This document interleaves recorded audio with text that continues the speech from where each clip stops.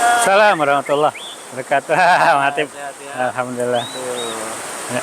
Indah bener lagi mana Iya, alhamdulillah nih kita lagi liburan keluarga nih. luar biasa. Airnya juga jernih banget. Iya, Jadi pikiran tenang ya tadi. iya. Juga dalam rangka tadabbur alam. Tadabbur alam. Iya. Iya. Jadi kalau udah kita mandang begini betapa besarnya Allah ya. Mm-mm. Ya, kan kata dibilang tafakkaru fi khalqillah wala tafakkaru fi zatillah. Ya. Ya. Pikirkanlah tentang ciptaan Allah, ya. Jangan kau pikirkan zat Allah. Gitu. Ya. Tapi sambil kita memandang keindahan alam itu kan, baiknya kita ngobrol-ngobrol kali ya masalah keseharian kita ya. Boleh. Kebetulan adalah materi-materi yang mungkin akan kita bahas nanti. Baik. Assalamualaikum warahmatullahi wabarakatuh. Waalaikumsalam warahmatullahi wabarakatuh. Kita kembali bersama Ruang AF 8487. Kali ini kita akan membahas sebab mandi janabah atau sebab-sebab yang harus ya untuk kita mandi janabah gitu ya. Ada beberapa mungkin nanti akan dijelaskan oleh Ustaz kita, Ustaz Waridi. Silakan Ustaz. Ya. Berbicara tentang hal-hal yang menyebabkan kita harus mandi atau wajib mandi, ya, itu ada 6 hal, 6 macam yang menyebabkan kita wajib mandi.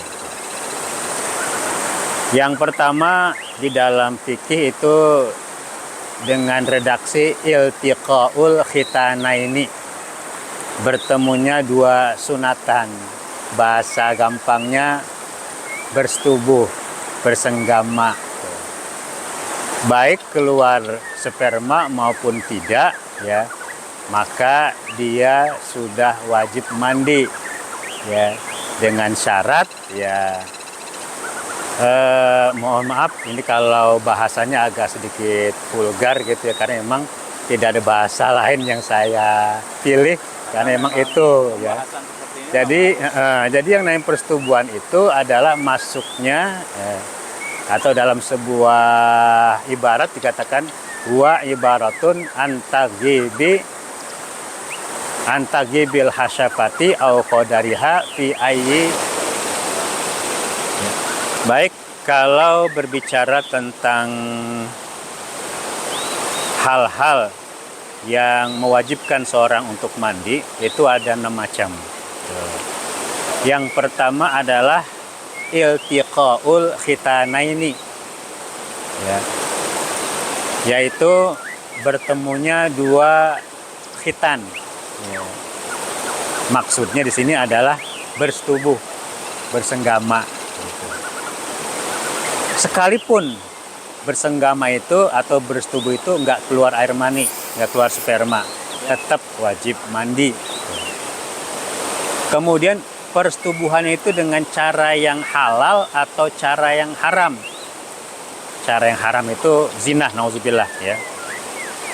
Kemudian baik jalur depan maupun jalur belakang, ya, kubul atau dubur. Tuh. Tentunya kalau mulai dubur haram hukumnya. Baik persetubuhan itu kepada manusia maupun kepada binatang juga wajib mandi. Bisa saja kan kalau ada orang bersetubuh dengan binatang. Baik manusia atau binatangnya itu masih hidup atau sudah mati, ya, tetap seseorang itu kalau mengalami persetubuhan itu wajib mandi. Kemudian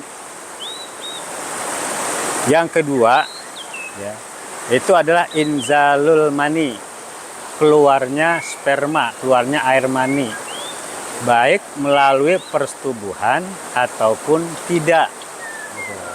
Iya. Inzalul mani ada yang haram, ada yang halal. Ya. Yang haram itu adalah apabila dia mengeluarkan sperma itu dengan tangannya sendiri, yang disebut dengan onani atau masturbasi. Tapi kalau yang halal, inzal mani yang halal itu adalah pertama adalah dia mimpi, ya, mimpi basah, ya, itu adalah inzal mani yang halal. Atau dia keluar air sperma atau air mani ini melalui tangan istrinya atau tangan suaminya. Itu yang halal ya? Itu halal. Kemudian yang ketiga, atau mungkin yang tadi inzal mani mungkin ada ciri-cirinya kali ya. Ciri-ciri air mani kadang-kadang orang suka agak bingung membedakan antara ciri mani atau yang lainnya. Jadi kalau ciri-ciri air mani itu ada 3. Yang pertama, lahu raihatun ka raihatil ajini wa tol'i madama rotban. Artinya dia punya bau itu, ya, seperti baunya tepung, ya, atau manggar, ya. Manggar itu apa? Bunga-bunga yang bunga kurma gitu, ya. Selama dia basah. Tapi kalau faidza jaffa, kalau dia kering, ya, itu asbahat raihatuhu raihatul baidi, menyerupai bau putih telur. Nah, itu ciri pertama. Ciri yang kedua, at-tadafuk, yaitu keluarnya memancar, ya, memancar, ya, atau tersendat-sendat. Dan yang ketiga, cirinya adalah at-taladzus bi khurujihi. Keluarnya itu ada rasa lezat atau rasa nikmat. Nah, itu ciri-ciri air mani. Kemudian yang ketiga, sebab-sebab seseorang wajib mandi itu adalah al-mautu, mati. Nah, ini bukan urusan kita, bukan urusan orang yang meninggal, tapi urusan yang masih hidup. Kemudian sebab yang keempat adalah al-haidu, yaitu haid bagi perempuan, yaitu darah yang keluar bagi seorang perempuan fi sabilis sihah, karena menunjukkan bahwa dia itu dalam keadaan sehat, dalam keadaan normal. Kemudian yang kelima adalah an-nifasu, nifas. Nifas itu darah yang keluar setelah melahirkan. Setelah melahirkan tuntas, itu darah nifas. Dan yang keenam adalah al-wiladah, yaitu melahirkan, ya. Melahirkan apa? Baik melahirkan bayi ataupun bakal bayi. Kalau bakal bayi keguguran, ya. Kemudian lahirnya secara normal ataupun tidak normal, yaitu sesar ataupun dengan cara yang lain, ya. Nah, kemudian terkadang ada orang yang mengatakan kalau habis melahirkan wajib mandi, gitu. Nah, wajib mandi, ya. Padahal nggak begitu juga. Artinya begini, kalau seandainya memang dia setelah melahirkan nggak ada darah yang keluar setelah melahirkan, yaitu nifas, maka dia wajib mandi. Tapi kan kebiasaannya orang kalau habis melahirkan diiringi dengan darah nifas, maka selama dia mengeluarkan darah nifas, dia nggak boleh mandi wiladah, gitu, nggak boleh mandi wiladah karena dia dalam keadaan nifas. Nah, ya. Sebenarnya ukuran normal itu untuk darah nifas berapa lama sih ya? Kalau nifas itu paling sedikitnya itu sebentar. Artinya begitu dia keluar langsung selesai. Ada yang gitu? Ada, dalam sejarah itu ada.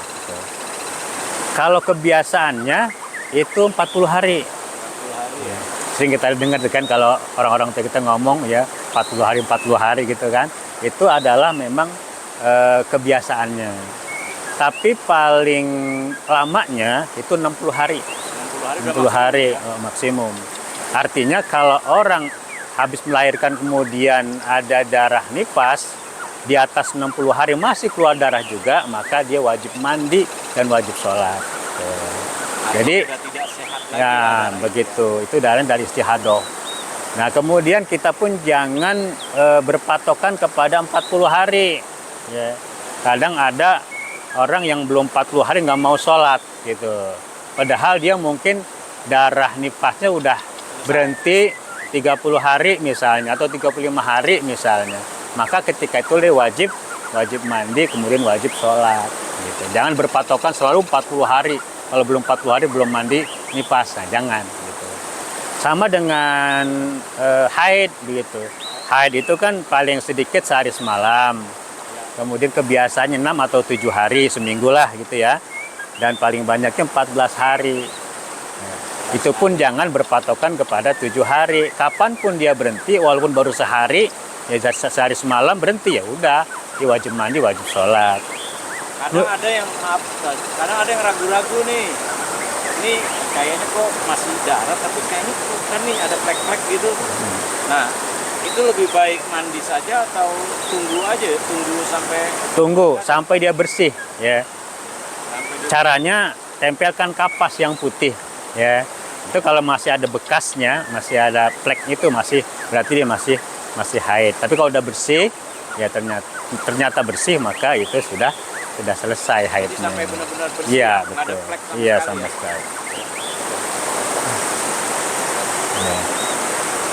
Nah, ini memang jarang sih kejadian kan. Mungkin bisa saja kejadian itu. Jadi dia mesti wajib mandi nggak nih apabila dia hamil? Ya. Hamil tua. Hamil tua deh. Nah, terus dia hamil, dia berhubungan badan sama suaminya. Nah, setelah berhubungan badan sama suaminya, dia melahirkan. Nah, kan kemudian nifas. Dia melahirkan kan pasti nifas tuh. Nah, mandinya itu seperti apa atau baiknya kayak gimana sih mandinya? Ya, kalau ada beberapa sebab ya untuk dia mandi wajib, maka dia hanya 1 kali saja mandinya.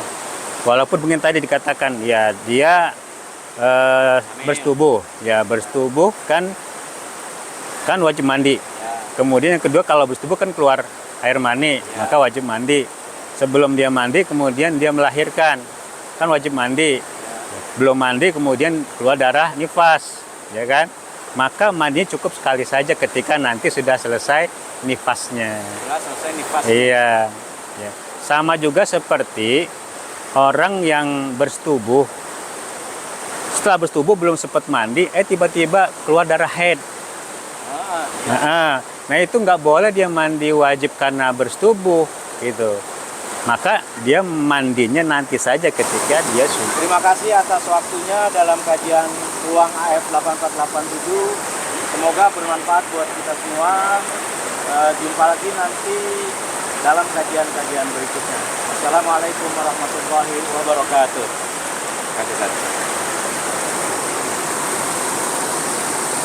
Oke.